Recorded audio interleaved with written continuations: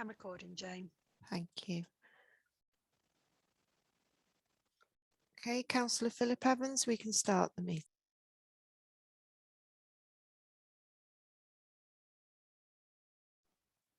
Prynhawn da, good afternoon everybody, and welcome to this afternoon's meeting of the Fishery Licensing Subcommittee. We are of course meeting remotely today because of current circumstances. My name's Philip Evans, I'm chairing the meeting this afternoon. I can confirm that the committee officers carried out a sound check and everybody appears to be able to hear us. So if anybody can't, could they indicate now, please? Okay.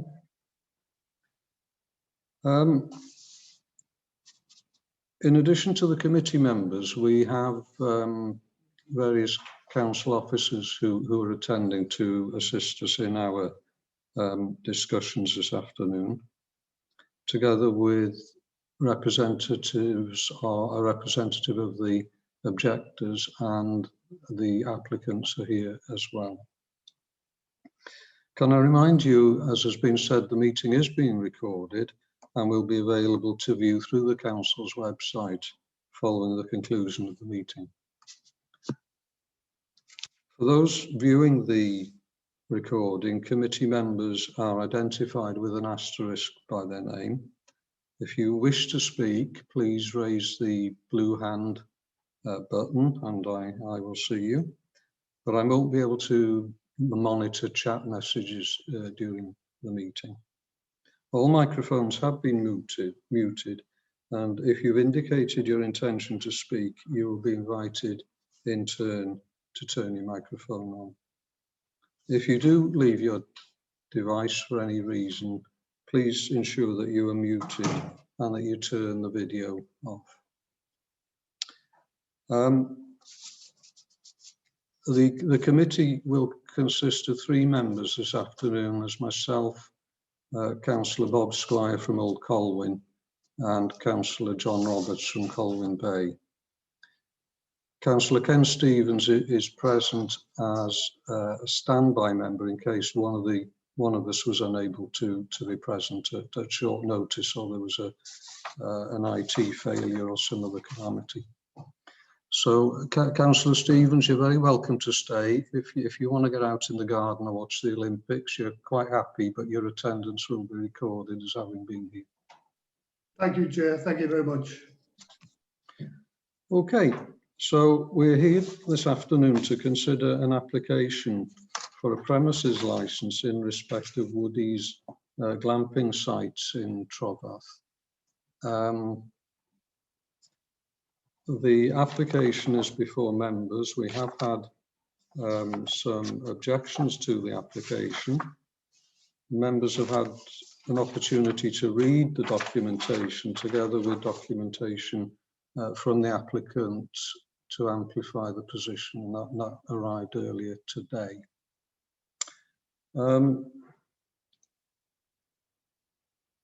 There is a procedure for hearings set out in agenda item 4A. I take it that everybody has seen that, and it won't be necessary for me to go through it line by line because I've spent a fair time on the introduction, and I don't want to unnecessarily prolong you listening to me reciting all these mantra that we have in front of us. I would make one point before we proceed any further. That is, because of the fact that we're meeting remotely, the 3 members who will consider the application will retire with the council solicitor to determine the application and the outcome. Now, because of the issues around IT connections and so on, we normally, if we were doing this live, the members would retire privately. We would then come back into the room. It's a bit like a court in a magistrate's court in a sense. We'd come in and we'd announce our decision. It isn't really practical to do that. So we will retire at the end of the first part of the meeting this afternoon, and then the decision will be conveyed to those interested parties by letter following that. So it saves people hanging on unnecessarily on IT, because we can't say how long we would be, you see. Does everybody understand that? Okay. Right, I'll ask the people present now to identify themselves if they would. I'll start with you, Mr. Donnelly, as you're in the top corner. Good afternoon, Chair. Thank you. John Donnelly, Principal Licensing Officer for Conway. Okay, then Mr. and Mrs. Woodbine.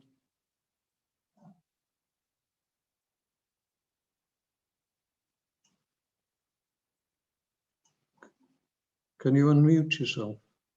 Got it. Sorry about that. Yeah, Tracy and James Woodbine, owners of Woody's Glamping. Thank you. And then our committee officer, Mrs. Jane Jones, is present. Councillor Squire?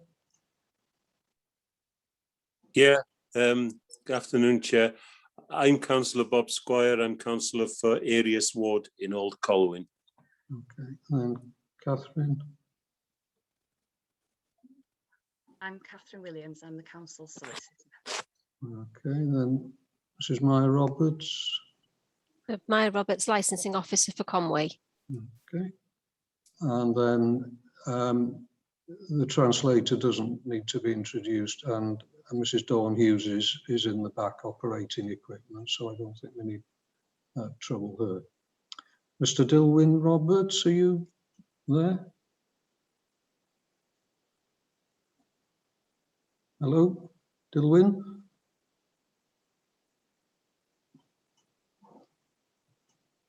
Mr. Roberts, can you unmute if you are there? Very sorry about that, Chair. Yes, my name is Dilwyn Roberts and I'm representing the objectors today. Okay, diolch, Dilwyn. Right, I think what we'll do now is, having done the introductory bits, we will go on to the formal part of the agenda, and the first one is apologies. There are no apologies for absence. No. And then the next one is the declarations of interest under the Local Government Code of Conduct. Members have to declare any interest that they have and indicate the nature and the existence and the nature of those interests. I take it there aren't any. I've no urgent items, and then the substantive matter before us is item 4, the opposed application for the grant of a premises licence for Woody's Glamping. I've already referred you to the hearing procedure. There's a report from the Head of Regulatory and Housing Services, so I'll invite Mr. Donnelly to introduce that item now. Thank you, Chair. The Licensing Authority has received an application to grant a premises licence submitted in accordance with the Licensing Act 2003. As a consequence of the necessary consultation period and required public notices, the Licensing Authority has received relevant representations opposing the application.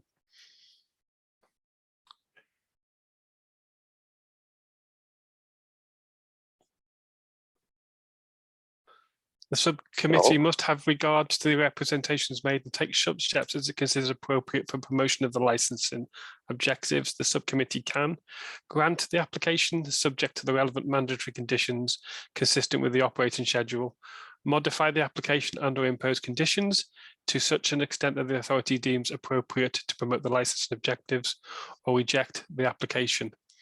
On the 2nd of the 6th, 2021, an application was submitted to the Licensing Authority for the grant of a premises licence for the premises known as Woody's Glamping in Llangenneu, LL 288RF.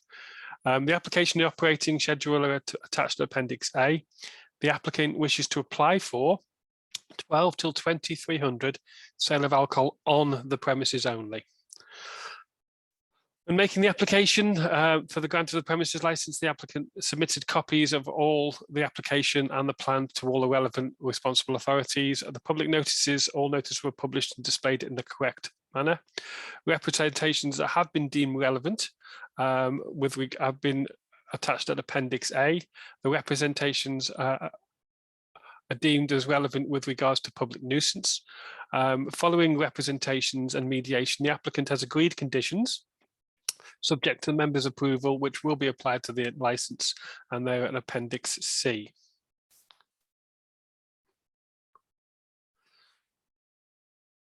Oh. The applicant has offered mediation and agreed conditions as said. Officers have carried out a site visit to ensure the plan and information submitted are accurate. Following the initial representations, officers have contacted and verified all petition signatories, and it must be noted that the original representative of the signatories failed to declare an interest, and then they own and operate a similar business within 500 metres of the premises, and that person has subsequently withdrawn, with Mr. Dillwyn Roberts taking over. Thank you, Chair.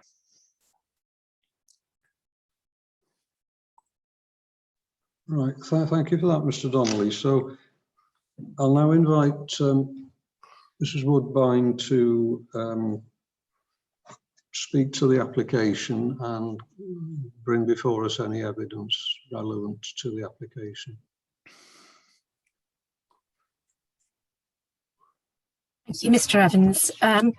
Yeah, I've sent you out a letter which I hoped would just outline our position here. I would like to, first of all, bring you to the lady who brought this matter to a head, or put the petition together against us, in that we've had quite significant changes this week and the police have been involved. We are now looking at a harassment case from her, and we've been told to take a case for a civil injunction as well. So her petition, I think, has a bias towards ourselves rather than the actual doing of the selling of the alcohol. Excuse me. In short, the letter says we've lived here for 46 years. The reason for the application is to provide our guests. We only have a maximum of 14. And as you can imagine, as a family site, many of those are children. Just to purchase alcohol on site. The closest supermarkets to us are in Colwyn Bay or Llanrwst, which are 14 to 16 miles away. And the last thing we would want is for our guests to have a bottle of wine here, then get in the car and drive to buy another one. So in a way, it's to alleviate any issues like that. They do come to us and ask for wines and beers. And in fact, we have done a little bit of a pilot, and I wrote a little a diagram out to ask if whether people would be interested in us selling alcohol. And it's came back very positive, hence why we applied for the application. It's never been our intention to do anything more than sell to our residents, as I say, 14 max. It would be wine and some beers, hopefully local, because we'd like to support local. We have the backing of Mr. Tim Watson from Grape to Glass, who is willing to mentor us and provide us with alcohol. People ring up and they say, could we leave a bottle of Prosecco for our guests? It's their birthday, or they've just got married. And it's something we'd like to be able to offer. As was mentioned earlier, I was late in putting forward any representation, so I have never done this before, but we have, let's see, I have a list here which I put outside, which you probably can't see, but I basically asked whether they would be interested, our guests on site, whether they would be interested in this in the future. And I've got a date, a name, a yes and a no, a contact number or email, and a comments section on that. And of those, it would be a lovely add-on, would enhance an already brilliant stay. Amazing idea. Great to use local produce. Great idea due to local shops. Would be a perfect addition. And that's the theme that goes on. I popped something on our Facebook page as well, but again, I didn't get it to you, which gave us 45 likes and 37 positive comments of support, all following along the same line. Nice to support local. Shame, because you're too far away from the shops, it's nice to have it on site. All that sort of stuff, really. So we got a lot of support for that. And I did make sure when I put in this, and I suppose you could call it a petition because I'm looking for support for it, but what I wanted was people's comments, and I gave them the option of a yes, no box, so that if there were negative comments, then I could take that on board as well, because obviously we want to do what's right for our glampers. So in a nutshell, we've had a lot of support for this from past and potential and present customers, because obviously we did this on site and we did it online. So we're a very small site. There have been issues raised, I know. So we don't expect huge sales. It's just an add-on service. I'm just running through some notes I made, if that's okay with you. When it comes to family experience, again, I've noted in the letter, I've done my innkeeping qualification. I have my personal license. My husband's run live music venues. Our daughter's, one works in the wine industry, so she's already done her Challenge 25 and all of this. Excuse me. And our other daughter has also worked in customer services and was a chalet host overseas. So we are all used to working in customer service departments and areas. So we feel we are very well suited to take this on board and run with it. As I say, we're a family run business. We live on site. My 79-year-old mother lives with us. She's the closest to them and would not tolerate any noise.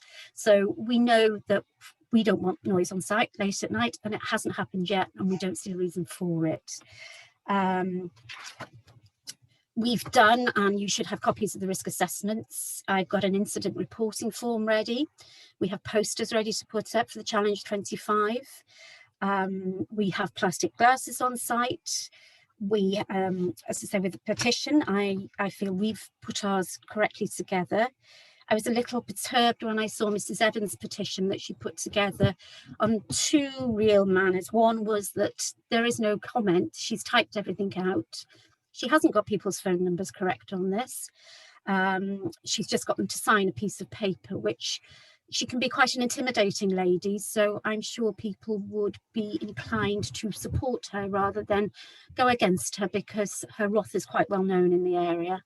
That isn't hearsay. This is, you know, I have first-hand sight of all of this. Can I just pause you there, Mrs. Woodwine? Mr. Donnelly, did you want to come in? If I may, Chair, we have already stated in the report that we verified all the petitionees. So the ones that we have verified on that petition, so they were valid petitioners. And I've also mentioned the fact that the original objector did declare an interest at a late stage and has been removed and is no longer part of this hearing. Okay. Yes, I think we understand. Thank you. Yeah, Mr. Donnelly, I absolutely take on board what you're saying. The only reason I bring her into this is because she is also petitioning against several other things for us personally in the area. So I feel that although she's withdrawn, her presence is still very much known in this, and she drew together the petition. So that's the only reason I mention her. However, the petition doesn't have any comments on it. People have just signed. She's printed out their name. She's cherry-picked where she went in the area. I think you have an area map that I forwarded. So it's quite strange how she's gone 1.5 miles in one direction, but not in the other. She hasn't contacted my next door neighbour, for argument's sake, or the two caravans that are right next to us. She's bypassed them. So the area that she's picked, she's literally driven past houses to collect names. So I can only, and it is an assumption, assume from that she didn't think she was going to get their support. Because as I say, it's typed up, so all she's done is got them to sign it. It was ready to go for them, whereas mine's taken a little bit more interaction with it. So, and I understand that Mr. Dilwyn Roberts has taken on her place, but I wonder why, because he's not actually a neighbour of ours. So I'm not quite sure why he's involved in this. However, I'll just carry on with my notes. So yes, I feel that she's cherry-picked. In her letter, she twists. I mentioned the drunk ladies that weren't drunk ladies, and we have proof on email and text that wasn't the case.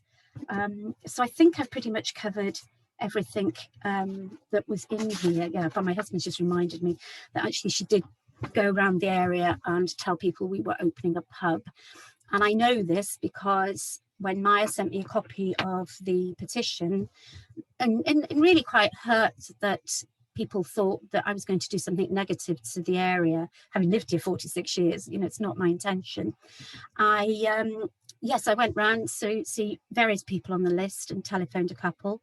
Mr. Barham thought I was opening a pub. Mrs. I forget the names now, sorry, I'm a bit stressed about all this. Anyway, two people that I spoke to thought I was opening a pub. One said, well, if you're just selling a few bottles out on site, that would be fine, but we thought you were opening a pub. Mr. Edwin Noble, who farms next to us but lives in Dolwydd Ellen, wound his window down and said, so when does the pub open? You know, it's thirsty work making hay, and he was making a laugh of it. So she's gone round the area mentioning that we're opening a pub, and like I say, I know this because I've asked people. So it was quite frustrating. Mr. Patel from Sooner Avon, who is Mrs. Evans's next door neighbour, purchased his house this year, so knowingly bought a house between two glamping sites. But Mrs. Evans's site is absolutely adjacent to his house. So although it's not open at the moment, if he has concerns about noise, I would say that the noise from her house and her glamping site, which is generally just laughter and fun and what have you, is going to be much more prominent than ours, which is 500 metres away. So I think I've covered everything. You know, we're just genuinely trying to service our guests, prevent them going out on the road, and keep it quiet. And support local business. Thank you for that, Mrs. Woodbine. It now falls to the representative of the objectors to ask you any questions that he may see. So, Mr. Dilwyn Roberts, over to you. Well, thank you, Chair. Only one or two questions on Collins Bay, if I understood properly, about the distance of Colwyn Bay and Sandhurst from the site, which I would very much question, and also the fact that there are other premises much closer than that who actually sell alcohol and other supplies in the local area. Holland Arms is one, St. Gernew has a shop and a pub, Betty's and Rose has a shop with licence and a pub, which are much closer than the mileages quoted. I would question that. And yes, I'll leave it at that for the time being, Chair. Thank you very much. Okay, diolch yn fawr, Mr. Roberts. Right, have any of my colleagues any questions for Mrs. Woodbine at this stage? Councillor Roberts or Councillor Squire? Not at this stage, Chair, no. Okay. Mr. Donnelly, do you want to comment?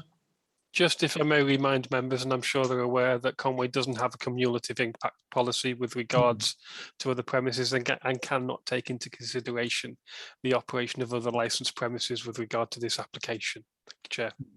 Yeah. Yes, I think we understand.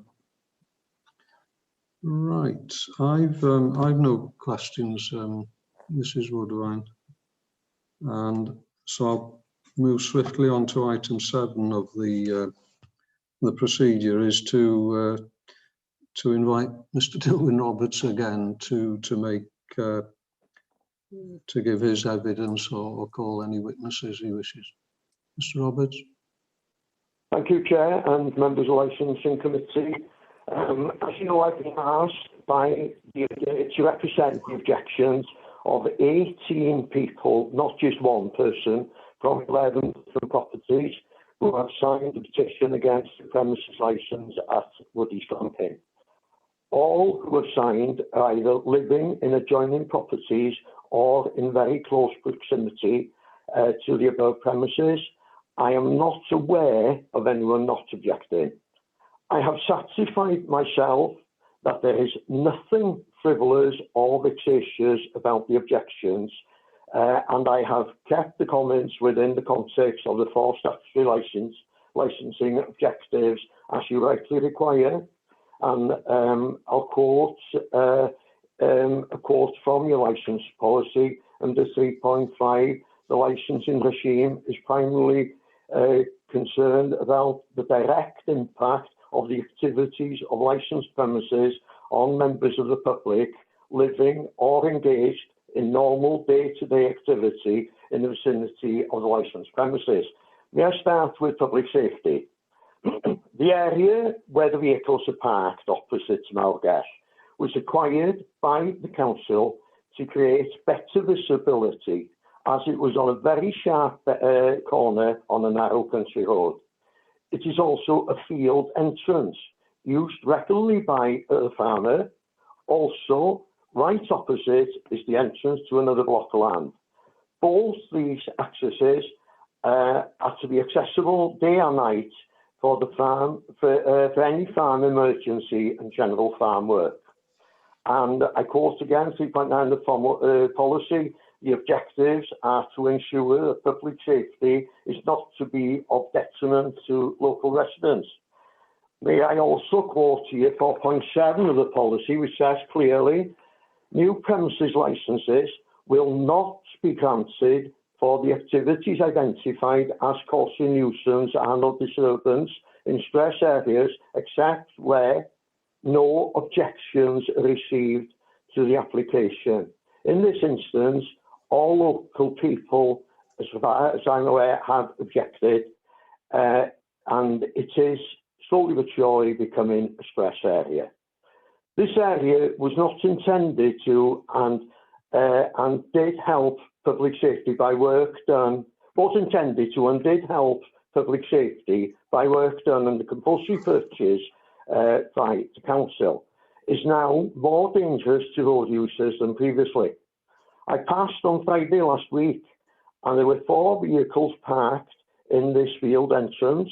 One had its back sticking out to the road and the field entrance was blocked. Therefore, clear visibility was not possible. Neither was public safety to the standard intended by council when improvements were carried out. This is not a parking area and is creating problems for farmers and contractors to access entrances which are rightfully theirs. Also, the fact that when cars are parked there, cars which are directly connected to this business, it becomes very difficult and sometimes impossible for lorries and other large vehicles to pass when they need clear access for deliveries, etc., to many of the properties. Emergency services could and would be seriously hindered. I quote again policy 3.39, the licensing authority, when making objective judgments about what constitutes a nuisance in respect of an application. Well, here, car parking is already creating a nuisance without attracting more vehicles to this property. If licence is granted, problems can only escalate. Now, on to the issue of prevention of public nuisance. All points mentioned under public safety are now becoming a public nuisance. I am now told that posts were put in place by the council to stop parking on this area and to be able to still maintain visibility and freedom of access to the field and protect the safety of the public. These posts were removed, but I don't know by whom. If licence was granted and we see yet more vehicles and the nuisance increasing, that would surely in time increase the risk of public disorder and create tensions locally, which could mean more unnecessary work for our police officers. Obviously, if vehicles continue to park at this location, visibility will continue to be blocked and therefore increasing the risk of serious and possibly fatal road traffic collisions. Again, with prevention of public nuisance, what could be more of a nuisance to rural communities than taking custom away from valued rural businesses such as pubs and shops? In this wider rural area, there are many businesses that now cater for tourism through high quality glamping, camping, caravaning, Airbnb, etc. Glamping, I was under the impression, was meant to be for self-catering with people bringing their own supplies and also supporting existing local outlets, as tourism is meant to boost the local economy, in this case existing pubs and shops. Can I quote again from 4.8 in the policy? In considering such applications, the licensing authority will have particular regard to the proximity of the premises to others in the area licensed for similar activities, which I have mentioned earlier, all the shops and pubs. And the occupancy figures for these properties suggest that they could well cope with the extra business. Once again, I say tourism is meant to boost the wider local economy. If a licence were granted, it will create a precedent, resulting in probably a flood of similar applications, which will be detrimental to pubs and shops in our rural areas. These are assets communities cannot afford to lose. Surely this committee will want to encourage our visitors to visit our pubs and shops, where they get an opportunity and a flavour for meeting local people and tasting local produce in the right environment, chatting with locals and learning about the history and traditions. That is what selling the area is all about. Again, I quote from policy number 2.5, which is around merit. Local residents see no merit, only detriment if this application is approved. And can I just remind us all again about what I said earlier, that new premises licences will not be allowed if there are local objections, which is certainly the case here. So with these few words, Chair, I would sincerely hope this licence is not granted, and I will also thank you very much for your time. Jeff Well. Right, so thank you, Mr. Roberts, for attending and giving your views, which we will obviously take on in consideration of how we deal with the matter. Thank you, Chair. Mr. Donnelly. Just to remind the members, Chair, and I'm sure they are aware that there have been no representations from any of the blue light services, police or fire. And with regards to parking, members can consider parking that is on the premises that may cause nuisance, but the matters on the public highway are matters for the individual person parking. And with regards to the operation of other business premises, I've already mentioned that Conway don't have a cumulative impact assessment, and members can't consider the operation of other businesses with regard to this application. And my last point, Chair, is there is no precedent set because every application is dealt with on individual merit. Yeah. Okay. Thank you for that. Have my colleagues any questions for Mr. Roberts? Chair, could I just ask Mr. Roberts mentioned another glamping site, and I'm just curious as to how many glamping sites there are in the vicinity of this one. Thank you. I'm talking about the wider area now. The area of, yes, there is a glamping near to here, but there are also other caravan sites, sites where pods, etc. have been put up, bed and breakfast, Airbnb, and various camping sites of high quality. Thank you. I'm talking a wider area now, which could possibly, I fully appreciate that the council treat every application on their own merit, but I also know that once a precedent is set, that there would be other bigger premises who could possibly apply for licences. Thank you, Mr. Roberts. Okay. Can I just, we haven't anything before us on the planning issue, but clearly both of the the two sites in fairly close proximity both have the benefit of planning consent, don't they? Yeah, Mr. Roberts? As far as I'm aware, yes, yeah, and I'm not objecting to that at all. No, I appreciate that. I appreciate that, but some of the considerations, no doubt, would have been taken into account before planning consent was granted. Yeah. Because highways are a consultee for the planning process rather than this one, aren't they?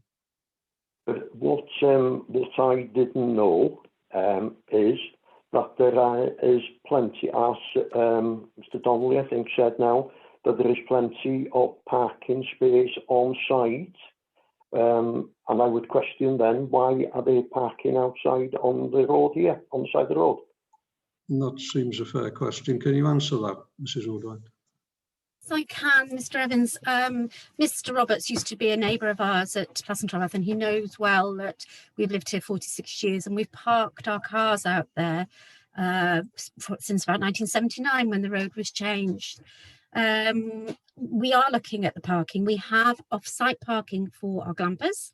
That was granted planning, so that's down at the end of our stables. If our glampers' cars are quite low to the ground, we've been parking them where we do because our joint access means that these big farm machinery running down it, excuse me, have made it very, very rutty. And every time we fill the holes, obviously, you know, they, as highways will know, it's the stuff washes out of them again. So I would dispute that the parking actually has anything to do with this because we have approved planning for our glamping parking. So I don't see that being an issue. I can also tell you that in the last 46 years and in the last 22 registered under the Crash Map website, there hasn't been one registered incident on this corner. Neither have anybody from the council been to see us or the police asking us to move a car. I also refute Mr. Roberts saying that something was parked in front of any of the gates. One, because one of them is on the road, and the other because it has a big sign that we put up for our next door neighbours at Cletty Watkin with a please don't park here, because they need access 24/7. So there is a sign there and that you can't park in front of the other gate because you'd be blocking the road.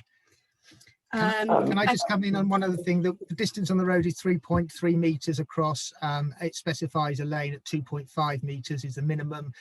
We have never had to move a car for any vehicle to come through that space. So that sort of what we were told by Dill Roberts, that we are blocking the road, is not correct. And the police have been up recently and have said that there was no obstruction being made by the way we park the vehicles. Mr. Roberts, I think we're getting into a sort of dialogue between. All I can say to you on this one is I feel that the parking is a different issue. There, because when I've heard from Mr. Donnelly in a moment, both you and Mr. Roberts will have the opportunity to make a closing statement. And I think some of the observations you're making now would be more appropriate in a closing statement. Okay? So, Mr. Donnelly. Thank you, Chair. I just wanted to make the observation that I said members can consider parking on site, and any parking on the public highway is a matter for the responsibility of the individual. So any parking that's on the highway is a matter for the individual. I didn't actually say anything with regards to the parking on site, so I just want to correct Mr. Roberts. I can also point out that during my inspection of the site, which was unannounced and not pre-planned in any way, when I arrived on the site, I did park inappropriately to find out where I could park, and I was directed to move away from the highway and park appropriately by the operators of the premises. Okay. Right. If my colleagues have no further points to raise, I'll move on to inviting the objectors to make their closing. Chair, can you hear me? Chair, can you hear me? Yeah.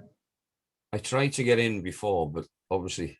Well, you didn't indicate. No, I'm sorry. It's my laptop. I've swapped over now.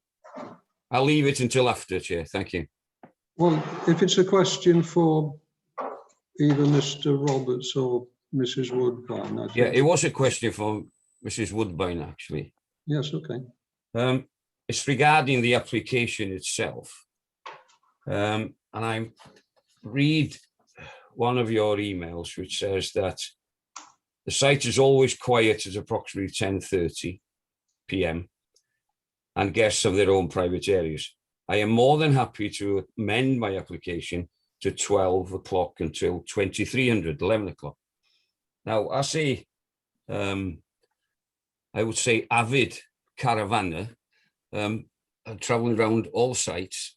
Every site I've been on, the ground rules or the site rules specifically say everywhere must be quiet at 11 o'clock. I just want to know that if that's your intention is to close at 11 o'clock and the site to be quiet after that. Thank you. Yes, Mr. Roberts. I've been working with Mr. Donnelly and we have amended, and you should have a copy of it. I apologise if you haven't. We've actually put in our terms and conditions now that the site must be quiet by 10 o'clock. We just ask, I've worded it nicely, and we ask for you to be quiet by 10 o'clock because, we live on site and we love our home and we'd like it to be quiet by then. So, by 10 o'clock, not 11 o'clock. This, as I said, I've got incident forms, but as to, in the 5 years, 10 o'clock, yes. Okay, thank you. So can we be clear that the application for the supply of alcohol, the proposed terminal hour that you're asking for is now 2200? No, 2300, but we've asked for quiet site by 22. I don't understand how the site can be quiet as part of a licensing condition. If I may, Chair. Yeah. The application is for the sale of alcohol on premises till 2300. And within the application, the applicant has agreed conditions with regards to the prevention of public noise and nuisance, that no live music, acts or functions other than background will take place in any outside area, and all such background music will cease at 2200.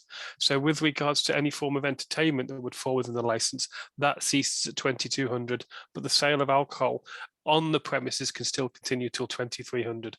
That's on page 20 in Appendix C, Chair. Yes, I understand that, but the statement made to us was that the site, quote, will be quiet. Now, if we mean there will be no background music or live music of that nature, that is different from saying the site will be quiet, because quiet to me means quiet. And that's yeah, I understand what is meant, but I don't think that comment was quite accurate. Okay. Right. Where are we now? Closing statement from Mr. Roberts. Well, thank you very much, Chair. Just for clarification as well, is it right for me to ask or to make a comment about another license which I've heard has been used in connection with this? Is it okay for me to continue on this, Chair? To discuss what, Mr. Roberts? It has been said that the licence is held half a mile away. Just to clarify that, a licence is held by a person who happens to live half a mile away. That licence is not for that premises, it's for a different premises down on the coast. So I just wanted to clarify that in case it had been made as part of a consideration for yourself. On top of that as well, I think the point that the objectors have been making is quite clear. It's about the concern of extra traffic which will be coming onto this site if this application is granted. And also, I'm absolutely amazed that that it's going to be possible to keep people who are still drinking after 10 until 11 to be quiet. It's not what happens. I will again emphasise the fact that the objectors have linked all their objections to parts of the policy which the licensing committee have. And I can assure you again, the lady that was accused of being intimidating, she has most certainly not intimidated me or any of the people who have objected, to my knowledge, because most of them have contacted me to confirm their objections. No, I am not a neighbour, which, like I said, I can't see what difference that makes. I have not claimed to be a neighbour.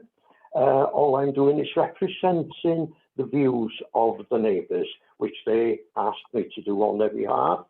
And I once again, just without having to go through what I've already mentioned, I do genuinely think they have a legitimate and honest case for objecting. If I didn't feel that, I wouldn't be here today representing them. And to say that that no accidents have happened on country roads, I don't know specifically on that corner. But can I also say that bumps on country roads are not usually reported to the police, because if they are, all they are told is knock for knock. So people just take each other's addresses and deal with it.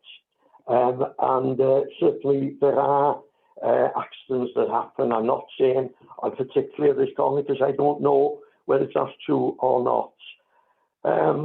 Yes, I'll leave it on that. And if anybody wants to ask me any questions, I'm more than willing to answer them.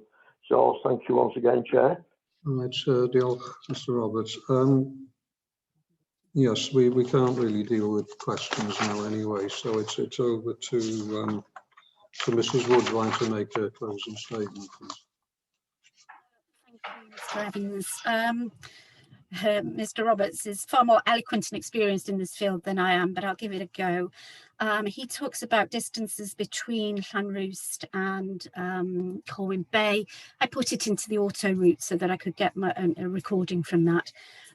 With regards to premises locally, yes, there are shops, but I think you can see I put it in the letter that if people arrive at lunchtime, it's absolutely fine. They can get to the shops, we'll direct them. That's only a 6-mile round trip. I went to school in the village, so I know where it is. So as far as distance, yes, I think our distances are pretty spot on. With regards to local pubs, although Mr. Donnelly's alighted to that, we've no road lighting. The closest pub is 1.5 miles away, so that would be walking 3 miles, possibly in the dark on the way home. And then the Stag in Llangurnia is 3 miles away as well. With regards to taking away from local business, I allude to it in my letter that we ring up and we book tables in the Stag, in the Black Lion, in Llanfairtehean, in the White Lion, in Llanelian, all around the place. And we pick up takeaways as well. We recommend takeaways from our local pubs and we pick them up for our guests. So we like to add the service, which is what we feel this one is.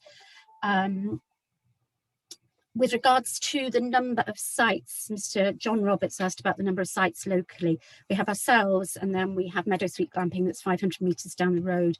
The closest then is about 2 miles away, it's up by the Holland Arms. There's Teeny, and then there's Pamphreddin who've opened up as well. So within that distance, there are 4 of us. 2 of them much closer to the Holland Arms and definitely in walking distance. However, we're not, hence the request. I have said to you, this is not a big add-on. This is not about drunkenness. This is about adding a service to our guests who already bring a lot of alcohol with them if they're coming to stay. And if they want to drink vast amounts at the moment, they can. And I have no control of it. But as Mr. Donnelly mentioned to me, if I have a license, I can actually have more control over this. At the moment, they could bring crates of the stuff and I would have no clout with them whatsoever. However, they don't. And they don't make a noise. And as I say, that generally in the summer we have families, and generally if they were wanting alcohol and to sit outside, they'd have their families with them, so they have small children with them. So it's not a late night venue. They watch the sun go down, they sit in their hot tubs, and they just want to relax. With regards to, I don't know if I mentioned the parking, yeah, we've got no parking signs outside the gate, so they can't park there. Have I missed anything, James? Can I just hand over to my husband? Sorry, can I just come back on a couple of other points Mr. Dilwyn Roberts said? He said about extra traffic. As Mr. Donnelly specified, we will only be selling to people who are on site. There will be no extra vehicles coming to our site. They will not be able to purchase drinks from the site because it is only those people staying on site. So there will be no extra vehicles. There will be no extra revving of engines or closing of doors. They are only for the people on site. One thing which my wife just mentioned there, the road from us to the pubs, which was mentioned there, you'll probably all remember there was a death outside the Holland Arms many years ago with somebody walking at night on the Holland Arms. We would not like our guests to be walking at night, returning to us from the pubs with no lit roads there. We would much prefer, for their safety, for them to be on site, staying on site, and not putting themselves in danger walking on the lanes that we have. The quality of accommodation, it was mentioned that Dylan Robbins said that there was a lot of quality accommodation on there. I'm not disputing that there is quality of accommodation. If you are aware, we are in the, I think, the 3% percentile on Airbnb of the income of the cost of our sites. We are not a cheap site. Our guests who come here are generally professional people, or they are celebrating in regards to something like we do mini moons and other things like that. So they are looking for a quality experience. It is not taking away from our local establishments in Llangyrnu and in Betson Rose. However, if they were looking to purchase products, if you are aware of the Grape to Glass, their product lines are of an independent nation, are high quality. We'll be using Colin Bennett as supplying us with Welsh wines, which have just been award winning in Gwynllan. We have brought a huge amount of income into the area and surrounding area with our guests. I would, and this is my hearsay, but I would say it is probably in the region of £100 per head per night. They very often go to Zip World, they go off to Surf Sononia. We are huge supporters of the local there, and we also use local butchers both in Llanrwst and in Mockdra who supply our guests if they want. We send them down there, they often order from there, and we are huge promoters of it. So anything which says we take away from the local area, from the local industry, I think with 550 5-star reviews on Airbnb, we are somewhere in the region of 40 to 50 5-star Google reviews, which we have no control over. And if you read them, I think you'll realize that we are a flagship for that. We have appeared on television promoting Wales as well, and accommodation about 3 years ago. And we have 7,000 social media following, and of those 7,000 people on social media, the next closest glamping site has less than 1,000. We have people following us, really interested to come to Wales, and we are promoting Wales solidly. This is just adding to the package that we can offer, so that they can survive. We're not talking about a bar or a pub. We're saying, can we have an extra bottle of wine? Yes, you can. Here we go. Here's an extra bottle of wine. We're not standing outside and having a pub and doing. That's all we're doing. Thank you very much. Right, thank you, Mr. and Mrs. Woodbine. So that really brings us to the end of the public part of the meeting. We will now proceed to deliberate in private with our solicitor and come up with a determination, and that determination will be issued within 5 working days of today to all the parties who've made representations. Okay, so that being the case, can I thank Mr. Dilwyn Roberts for his attendance and Mr. and Mrs. Woodbine for your assistance in our consideration of the matter this afternoon. Okay. Thank you, Chair. Bye-bye. Thank you, Chair. Meeting.